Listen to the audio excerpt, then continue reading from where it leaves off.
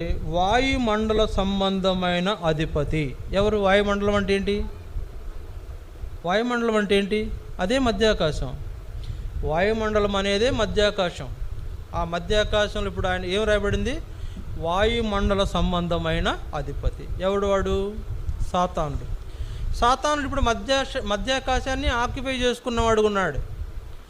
మధ్యాకాశంలో తన యొక్క కార్యకలాపాలను జరిగిస్తున్నవాడు ఉన్నాడు. ఎవరు? సాతాను.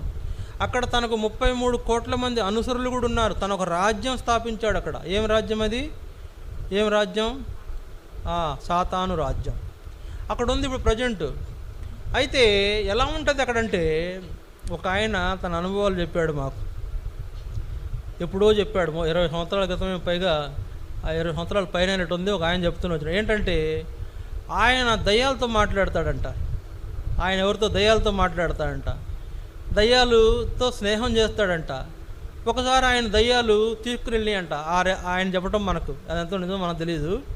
ఒకసారి దయ్యాలు ఆయన అక్కడ సాతాను యొక్క రాజ్యానికి, సాతాను లోకానికి తీసుకెళ్ళినాయంట.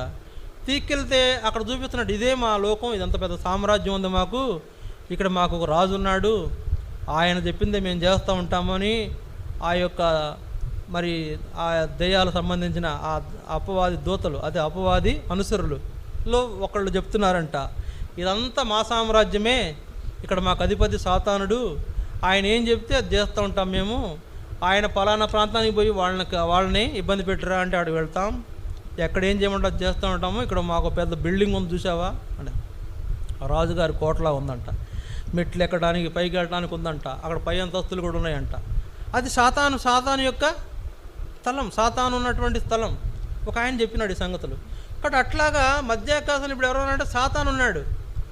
మధ్యాకాశంలో ఉన్న సాతాను తన అనుసరులతో ఆ స్థలాన్ని ఆక్రమించిన సాతాన్ను యేసు ప్రభువు ఏం చేస్తాడంటే ఖాళీ చేయించి అక్కడ నుంచి పడవేస్తాడు, భూమి మీద పడద్రోయబడును. చూడండి, అందుకని వాక్యంలో ఉన్నాయి ఆ మాటలు. ప్రకటన గ్రంథం 12వ అధ్యాయం, ప్రకటన 12వ అధ్యాయము దయచేసి చూడండి. ప్రకటన 12వ అధ్యాయం 10వ వచనం, 9వ వచనం. కాగా సర్వలోకమును మోసపుచ్చుచు అపవాది అనియు సాతాననియు పేరుగల ఆది సర్పమైన ఆ మహాఘట సర్పము పడద్రోయబడెను. అది భూమి మీద పడద్రోయబడెను, దాని దూతలు దానితో కూడా పడద్రోయబడిరి.